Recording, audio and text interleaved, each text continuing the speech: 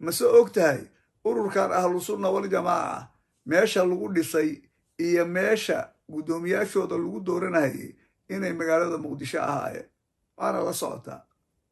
ama ka soo qaybgal ama ka soo qaybgelin kolleyba anuu kulamadii hadda aan tegayna kaagama jeedinin waa sadhici kadha inta badan in la samayn jiray hadday suurtagal tahay inay isku yimaadaan dhumadii duruqda oo waaweynaa meel kastaba inta looga yeelo sidaana qof guddoomiye loogu magacaabo ee guddoomiyaha ahlu sunna oo caasimadda ka dhici jiray aanay ahayn qolo yaroo meel isugu tagtay inay qof ku magacaabaan oo ay yidhaahdaan guddoomiyaha ahlu sunna waljamaaca ahlu sunna waljamaaca waa magac ballaaran ee soomaaliya oo dhan dad degani ay ku sugan yihiin waayihii la bilaabo oo la dhisay waxaa la isku dayi jiray in xataa dadka dhinacyadooda kala duwan oo dhanba inay guddigooda ka tirsanaadaan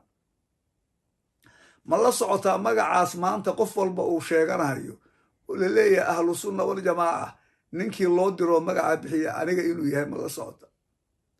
ma la socotaa ninkii ugu horreeyey oo sheekh maxamed xasan dirshe la oran jiray ahlu sunna waljamaaca guddoomiyaha loogu magacaabay markii 91dii annagoo goor barqaa fadhina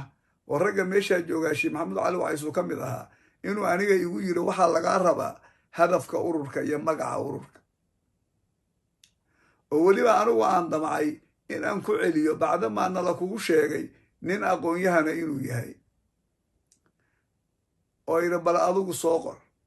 laakiin waxaa noo muuqatay ninku nin suufiya oo wanaagsan buu ahaa macallin iskuulna waa ahaa laakiin aqoontiisu inay dhanka maadiga ay u badnayd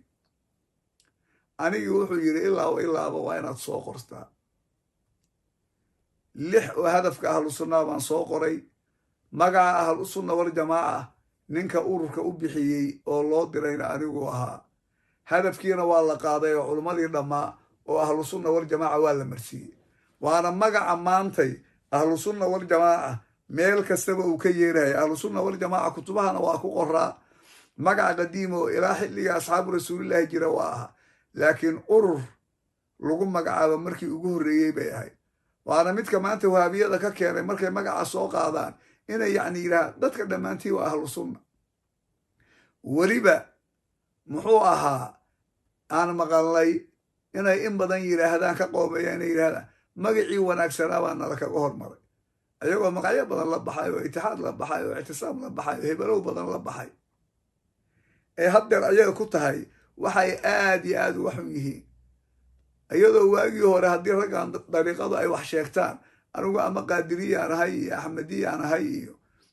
dariiqaan ahay iyo howlaha noocaasoo kale ay jireen laakiin magaca kan qaarigaaye ahlu sunna waljamaaca weligoodba ay lahaayeen isticmaalkooda uu yaraa haddaba magacaasi waxa weeye waa magac weyn